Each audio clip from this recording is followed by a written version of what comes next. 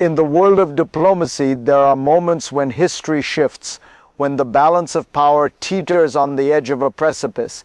One such moment is happening right now, and it's centered around one of the most unlikely places, Greenland. Imagine this, a vast frozen island with precious resources and an ever-changing geopolitical significance. It's the largest island on Earth, uninhabited in parts, but strategically vital in an age where global powers eye the Arctic. And yet, at the heart of it all is a bold, even bizarre demand that the United States take control of it. Why? What drives this demand? What are the consequences if President Trump's insistent desire for Greenland isn't just a fleeting fantasy but a reality? This isn't just about land or resources, it's about power, dominance, and the unraveling of established international norms. With Trump's ever-assertive rhetoric, what should have been a diplomatic conversation is now a ticking time bomb waiting to explode. And the rest of the world? They're left scrambling for answers. Greenland, a place most of us never think about, has become the linchpin in a global standoff that threatens to shake the foundation of America's relations with Europe, NATO, and the very principles of sovereignty itself. So what happens next? Will Denmark and Greenland stand their ground, or will they bow to the weight of an unrelenting superpower? The story of Trump's obsession with Greenland isn't just about a territorial dispute. It's a tale of ambition, strategy, and a clash of ideologies that stretches back far before Trump's presidency. It begins with one man's view of the world, his perception of maps and power, and his desire to extend American influence even when the rest of the world finds his actions absurd. For years, Greenland has been a place of interest for the United States, but not in the way Trump imagines. Strategically located in the North Atlantic, Greenland has long been an essential location for military purposes, particularly during the Cold War. It houses Thule Air Base, a key military installation for U.S. forces monitoring the Arctic region. But even this historical connection doesn't explain the aggressive nature of Trump's recent demands. For Trump, Greenland is more than just a military asset.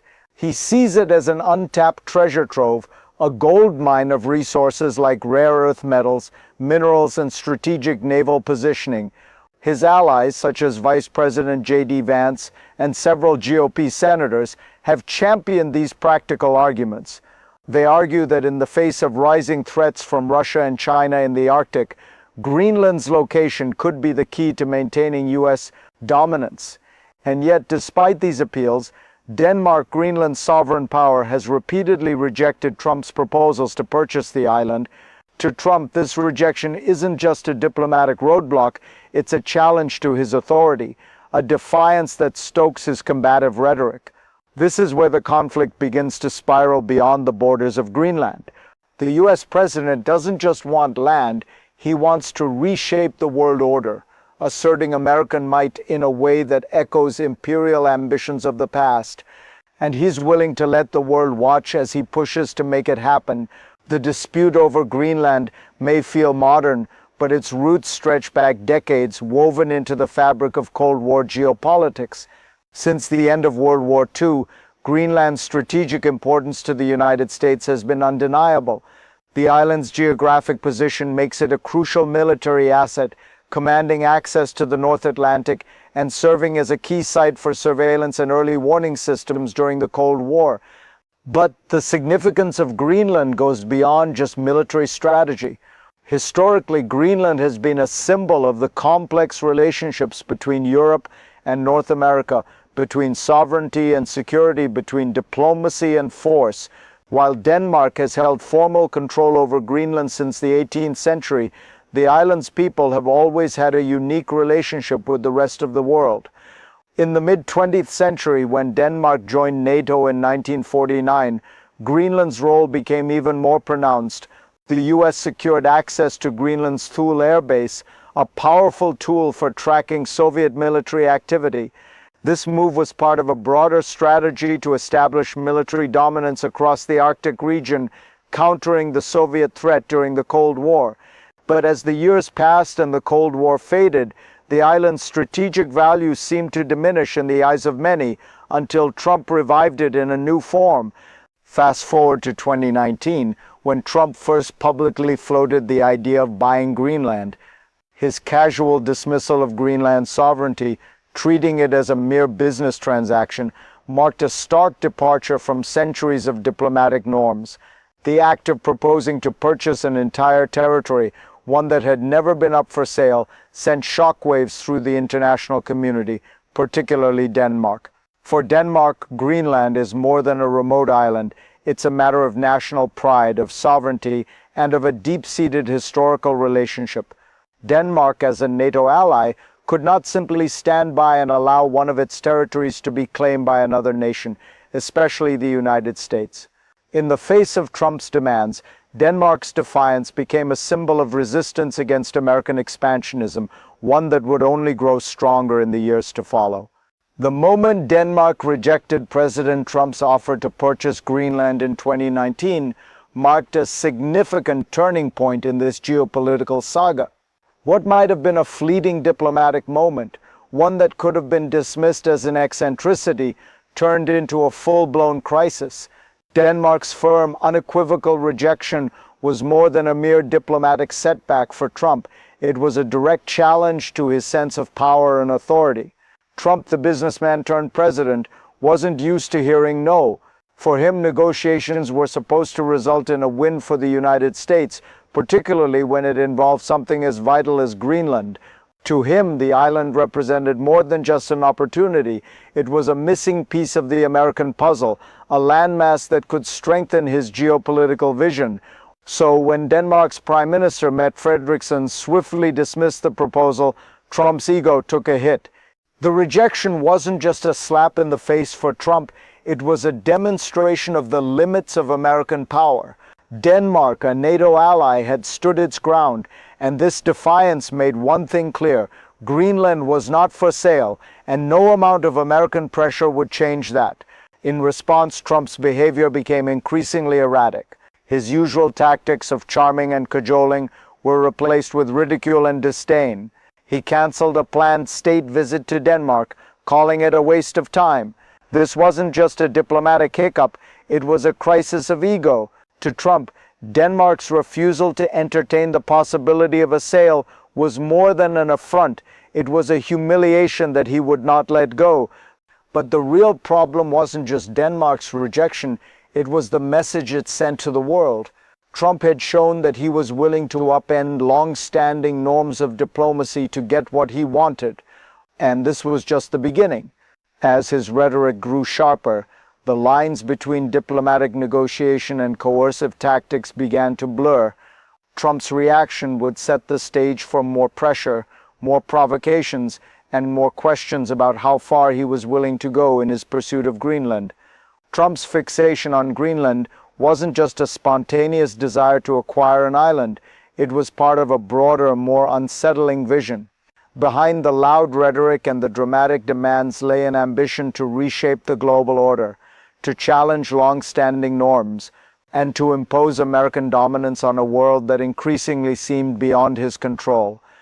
For Trump, Greenland wasn't simply a piece of land, it represented a symbol of power, a validation of his leadership.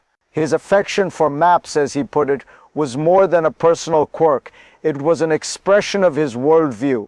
The world in Trump's mind was a zero-sum game where one nation's gain was another's loss. Greenland, in all its vastness and resource potential, was just another pawn in his vision of a redefined global hierarchy. This vision wasn't just driven by a personal desire for control, it was also informed by the strategic calculations of his closest allies. Figures like Vice President J.D. Vance and various GOP senators have argued that Greenland's natural resources, particularly rare earth metals, are critical to America's future. They believe that controlling Greenland could secure American dominance in the global race for resources, especially as China and Russia continue to expand their influence in the Arctic. But beyond the economic and strategic benefits, there's a deeper layer to this obsession. Trump's repeated insistence on Greenland reflects a broader impulse toward expansionism, a tendency to take what he wants and force others to accept it. It's the same attitude that fueled his approach to trade wars, military presence around the world, and his stance on NATO, an overwhelming desire to assert American power, even at the cost of international relations. This isn't just about Greenland, it's about rewriting the rules of global diplomacy, bending others to the will of the US, and in the process, Trump has blurred the line between negotiation and coercion. The hidden mechanism driving his actions is a deeply ingrained belief in the superiority of American strength and a willingness to use any means necessary to achieve his goals, regardless of the cost to relationships, alliances, or international law. What started as a rejected offer quickly turned into a full-scale diplomatic crisis. The rhetoric grew sharper, the demands more forceful, and the threat of a hard-way approach loomed larger with every passing day. Trump wasn't content with merely being rebuffed by Denmark. He was determined to escalate the situation and force the issue, no matter the consequences. In the months following Denmark's rejection, the pressure mounted. The Trump administration began to intensify its tactics, signaling to the world that the Greenland issue was not going to fade into the background. This wasn't just a fleeting obsession, it was becoming a cornerstone of Trump's foreign policy. The visit by Vice President J.D. Vance to Greenland in 2020, accompanied by high-profile speeches and discussions, was just the beginning of the U.S.'s bold positioning. The U.S. wasn't just looking to buy Greenland, it was laying the groundwork for a new kind of diplomatic coercion. The administration even considered more drastic measures, such as offering financial incentives to Greenlanders in exchange for breaking away from Denmark. A report from Reuters indicated that the Trump team had explored the idea of bribing Greenlanders to hold a referendum on independence, with promises of tens of thousands of dollars for every resident. This approach was a clear indication of how far the U.S. was willing to go to secure control over the island. But the ultimate escalation came when Trump publicly hinted at the use of force.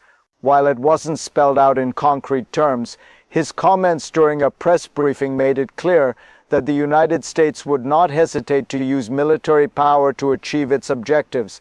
When White House Deputy Chief of Staff Stephen Miller claimed that nobody is going to fight the United States militarily over the future of Greenland, it was more than a statement of strength. It was a chilling warning of the lengths Trump was willing to go to get what he wanted.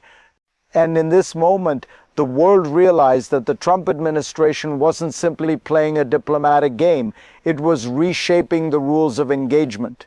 The escalating tensions between the US and Denmark were no longer just about an island, they were about the future of international norms, military alliances, and the balance of power in the Arctic.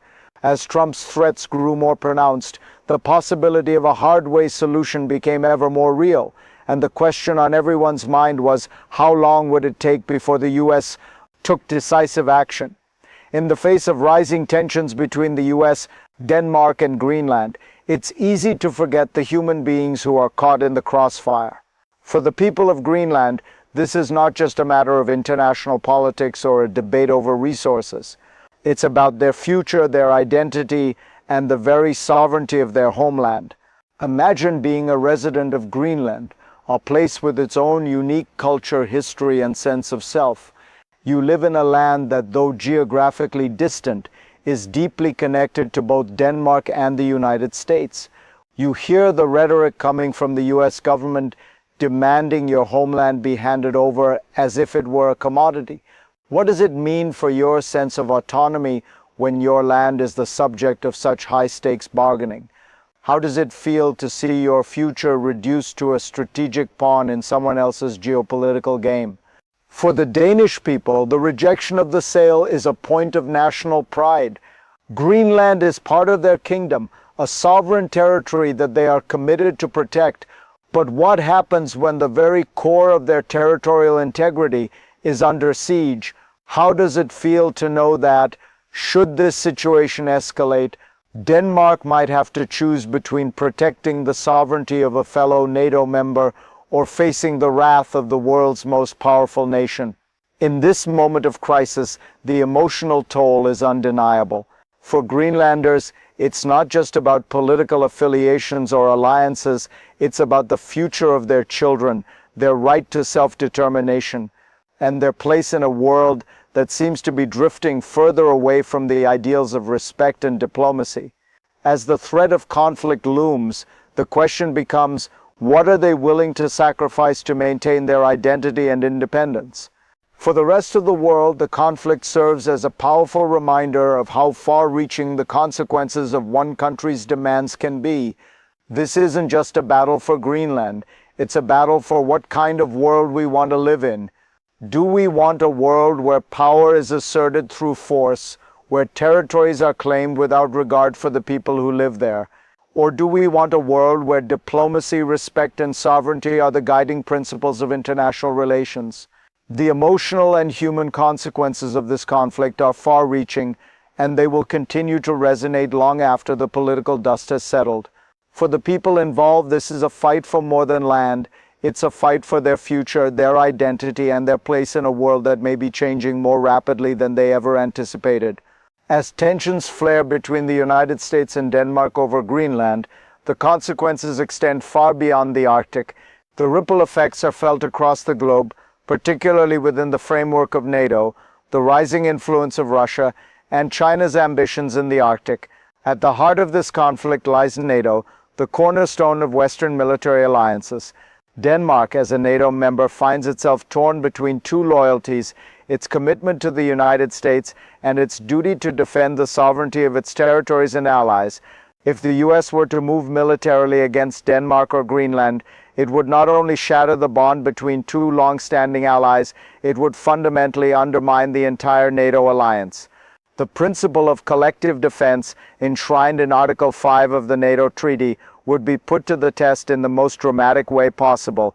Could NATO stand united in the face of an American aggression toward one of its own members? This is where the global implications of the conflict become undeniable. If the US were to take military action to seize Greenland, it would send shockwaves through Europe, potentially pushing some European countries to invoke mutual defense clauses in the EU's founding treaties. The transatlantic relationship would fracture, not just politically, but morally and militarily. The US would be seen not as a protector, but as an aggressor, a role that would fundamentally alter its position on the world stage. Meanwhile, Russia and China are watching this conflict unfold with growing interest. Both countries have long sought to expand their influence in the Arctic, with its untapped resources and strategic routes opening up as the ice melts. Russia, with its growing military presence in the region, sees an opportunity to strengthen its hold over the Arctic. A weakened NATO, torn apart by a US-Denmark conflict, would create an opening for Russia to assert itself even more aggressively in the region. Similarly, China, through its Belt and Road Initiative, has been eyeing the Arctic as a critical new route for trade, and it too stands to benefit from a shifting balance of power. The US conflict with Denmark over Greenland, in essence, risks igniting a new geopolitical struggle over the Arctic. What was once a relatively peaceful region, known more for its ice than its political importance, could become the battleground for a new kind of Cold War, one defined not by ideology, but by competition for control over the planet's most valuable and strategic real estate. The future of Greenland hangs in the balance. What happens next will depend on the choices made by Denmark, Greenland, the United States, and the world at large. As we look ahead, there are three potential scenarios for how this conflict could unfold: the good, the bad, and the ugly. The optimistic scenario: diplomacy wins. In this scenario, sanity prevails. Despite the heated rhetoric and the public humiliation, both sides, Denmark and the United States, find common ground. Through back-channel negotiations and diplomatic pressure, Denmark agrees to allow the US increased military and economic access to Greenland in exchange for strategic compromises that preserve the island's autonomy. Perhaps Greenland is granted more self-governance, or maybe Denmark and the US agree on a shared sovereignty arrangement that allows for mutual benefits without one party taking control. This scenario preserves NATO's integrity, strengthens transatlantic ties, and shows that diplomacy can still overcome even the most seemingly intractable conflicts. Greenland remains under Danish sovereignty, but the US gains the strategic access it craves, while the island's people maintain their sense of identity and autonomy. The middle ground, a frozen standoff. In a more likely outcome, the US continues its aggressive rhetoric, but Denmark holds firm, refusing to entertain any further negotiations. The stalemate drags on for years, with the US threatening action but never fully committing to it. The situation remains a frozen conflict, where diplomatic ties are strained but military action is avoided. Greenland's future becomes an ongoing source of tension between the US and its European allies, and the Arctic remains a focal point of strategic competition among global powers. In this scenario, the cost is high, not just in terms of diplomatic capital, but also in the strain it places on global alliances. The world moves forward with an underlying instability as the issue of Greenland remains unresolved, a festering wound in the transatlantic relationship. The worst-case scenario, military confrontation. In the most catastrophic scenario, Trump's threats turn into action. The US uses military force to either coerce Denmark into submission or outright seize Greenland. This move would send shockwaves throughout the international community, not just for the violation of Denmark's sovereignty, but for the precedent it sets in international relations. The world would watch in disbelief as the US acts as an aggressor in Europe, violating the very principles that NATO was founded to protect. Such an outcome would lead to the collapse of NATO, a reordering of alliances, and a massive realignment of global power. Europe would rally around Denmark, and other nations may seek new security arrangements. Russia and China would seize the opportunity to expand their influence, filling the vacuum left by a weakened US position. The consequences for global stability would be profound, and the world might find itself on the brink of a new Cold War, this time fought over the future of the Arctic. As the conflict over Greenland unfolds, one thing is clear: this is no longer just a dispute over an island. It is a battle for the very principles that govern the international order. The choices made in the coming months will have far-reaching consequences not only for Denmark, Greenland, and the United States, but for the entire global community. The future of Greenland, its people, and the alliances it holds dear is hanging by a thread poised between diplomacy, defiance, and the potential for devastating conflict. In this high-stakes game, the true cost is more than just political or economic. It is moral. The world is watching as the US tests the limits of its power. If the Trump administration succeeds in bending the world to its will, it will reshape international norms in ways that could affect generations to come. If Denmark and Greenland hold their ground, they may inspire a renewed commitment to sovereignty, independence, and the idea that even the most powerful nations cannot simply impose their will on the world. But the real question isn't just about Greenland. It's about the kind of world we want to live in. A world where force trumps diplomacy, where might makes right, or one where nations stand together to defend the principles of freedom, self-determination, and respect for sovereignty. The stakes are immense. The world is changing, and how this conflict is resolved will play a pivotal role in shaping the global future. What happens next could determine whether we enter a new era of cooperation or whether we descend into a world defined by division, force, and fear. Now the choice is clear. Will we choose peace, or will we allow this crisis to escalate into something far more dangerous? The outcome is in our hands, and the time to act is now.